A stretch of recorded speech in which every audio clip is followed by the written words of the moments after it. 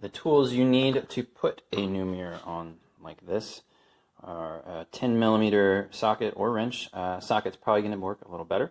You need Phillips screwdriver for your few points, and a flathead screwdriver to do a little bit of prying here and there. It's for a 2004 Toyota Sienna minivan. I'm missing the interior trim piece that goes near this side mirror, but more importantly, the issue I have is the plastic cover that covers this has broken off when it has been, probably I guess when it's been backed into at some point before we bought it. So I just kind of got it taped on for reinforcements because we need this. So this is the part I'm going to show you how to do. Alright, so we want to replace this and the part that holds the mirror on the outside. To get that off, there's 3 screws. One is here, and it is behind this little plastic piece. You pry that out gently with a flathead screwdriver, something small. I just used this right here. Got in behind it, popped it out, and we'll be able to get to that. And then we have one more screw down here. And we have our 3rd screw here. Those are our 3 regular screws. And then we've got something right here that has a Phillips head as well, but it's a little plastic piece. We take this out. These are the 4 things. And we're going to pull this kind of forward, up, and out. So once we have these 2 screws off, we can pull up from the back a little bit, and then we can get this metal tab out. Let's first start lifting up. And then we're going to see we have 2 connectors. And underneath that, a screw here and a screw over here. Now to get these tabs off, I used one of these hooks to get these tabs off. And you just depress in this. You could use probably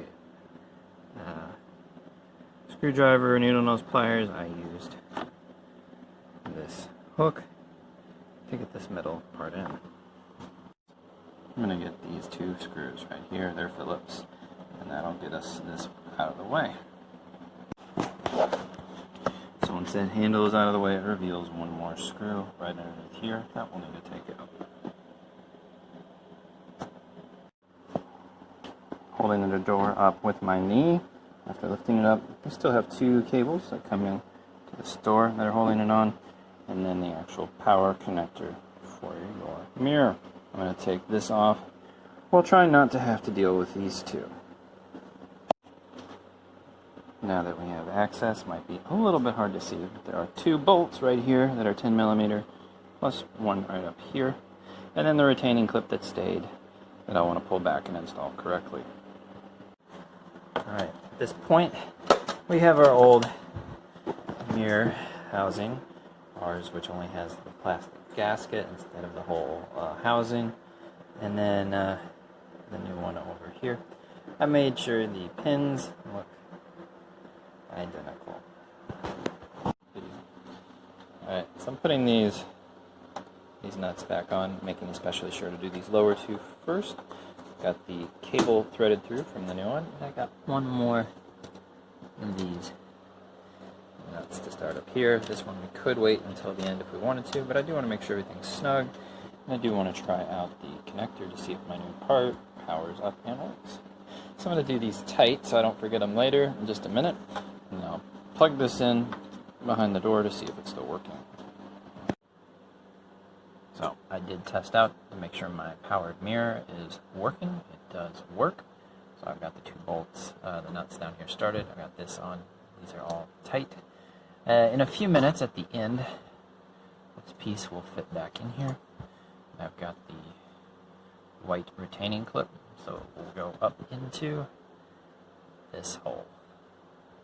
You want to make sure you've grabbed these cables, or you can grab them down from the hole. These are for your lock and for your windows. You're going to want to reinstall this long screw into that pink clip area first, and then you'll install your other Phillips screws to put this all back. You want to make sure you start the door panel from the top, you come above it, and then you'll drop the panel down, and then make sure this is seated in the right spot in your holes for your screws start lining back up. Now, somebody may have worked on my door before I bought the vehicle, because this, I'm pretty sure, was already loose. Either that, or somehow when I pulled the door panel off, it came out of its home. So this third little gray clip actually controls the power for this light. So look at your 3 connectors and make sure you have a home for all 3. Now we're just putting back in all the remaining screws. So we got this 2-piece clip right here, which just screws back in. We've got this, and this to put back in, and the cover piece, and you should be done. You want to make sure everything works like you're expecting. Test your controls, everything electrical, and you're set.